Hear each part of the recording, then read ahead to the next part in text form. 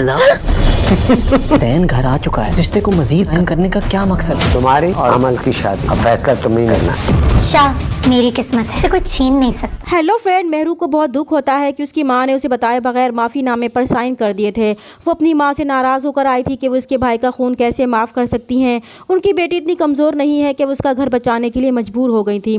फिलहाल वो खामोश थी तो सिर्फ इस वजह से कि उसकी माँ यही चाहती थी, लेकिन शायद ज़ैन शाह को गलत फहमी थी कि मेहरू उसका कुछ नहीं बिगाड़ सकती और ना ही इसका मुकाबला कर सकती है।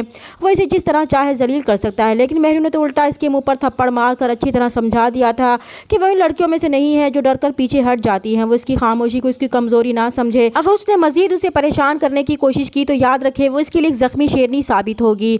मेहरू तो ज़ैन शाह से डरी नहीं थी, इसलिए जब उसे मालूम होगा कि मेहरू की कमजोरी उसकी फैमिली है तो वो उसकी फैमिली को तंग करके अपना बदला लेने की कोशिश करेगा। क्योंकि मेहरू जिस तरह नाराज़ होकर आई थी और ना ही उनका फ़ोन रिसीव कर रही थी, उससे मेहरू की माँ बहुत ज़्यादा परेशान हो गई थी। इसलिए मुस्कान मेहरू का पता करने उसके घर जाती है और ड्राइंग रूम में मेहरू का इंतज़ार कर रही होती है। तभी ज़ैन शाह वहाँ आकर उसका नाम लेते हुए डराएगा तो मुस्कान अपने सामने ज़ैन शाह को देखकर डर जाएगी। तो ज़ैन शाह भी अब मेहरू पर अपना वार करने के लिए तैयार हो जाएगा। दूसरी तरफ शाहनवाज शाह जब अमल से मिलने उसके घर जाता है तो अमल का बाप शाहनवाज शाह से साफ साफ कहता है कि अब तो ज़ैन शाह घर वापस आ चुका है और इसकी मजबूरी भी ख़त्म हो चुकी है। तो अब उसे ये फैसला करना होगा कि उसे अमल से शादी करनी है या नहीं। अगर करनी है तो उस लड़की को जल्द अज जल्द तलाक दे। तब शाहनवाज शाह अपने मामू को यकीन दिलाएगा कि वो अमल से शादी करेगा और घर जाकर इस सिलसिले में अपनी माँ से बात भी करेगा। और फिर शाहनवाज शाह घर आएगा और अपनी माँ से बात करेगा और उनसे कहेगा कि अब तो ज़ैन घर आ चुका है तो फिर अब मेहरू को इस घर में रखने का क्या मकसद है। अब जब वो अमल से शादी करना चाहता है तो फिर इस रिश्ते को ख़त्म करना भी ज़रूरी है।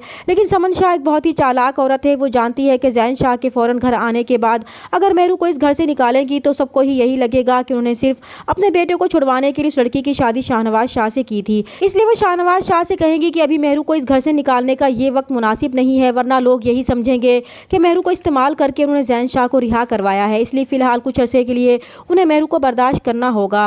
दूसरी तरफ अमल बहुत खुश होती है कि शाहनवाज शाह को मेहरू से कोई मोहब्बत नहीं थी, बल्कि उसने ये शादी मजबूरी में की थी और अब वो मेहरू को छोड़कर उससे शादी करने वाला है। तो वो मेहरू को इसकी औकात याद दिलाने के लिए उसके कमरे में जाती है और उसे कहती है कि बहुत जल्द शाहनवाज शाह उसे अपनी ज़िंदगी और कमरे से निकालने वाला है, क्योंकि इसकी और शाहनवाज शाह की शादी होने वाली है। तो मेहरू को ये सुनकर गुस्सा आता है और वो अमल से कहती है कि ये उसकी गलत फहमी है, क्योंकि शाहनवाज शाह इसकी किस्मत है और उसे कोई नहीं छीन सकता। अमल के जाने के बाद जब शाहनवाज शाह भी मेहरू को अमल से शादी करने की बात बताने आएगा तो कुछ कह नहीं पाएगा। तो मेहरू शाहनवाज शाह को ये एहसास दिलाने की कोशिश करेगी कि वो इससे मोहब्बत करता है, लेकिन वो इसका इजहार नहीं करना चाहता। इसलिए वो शाहनवाज शाह से कहती है कि जहाँ मोहब्बत होती है वहाँ कुछ कहने की ज़रूरत नहीं होती। वो जानती है कि वो क्या कहना चाहता है। तो शाहनवाज शाह को भी मेहरू के इस यकीन पर हैरानी होती है।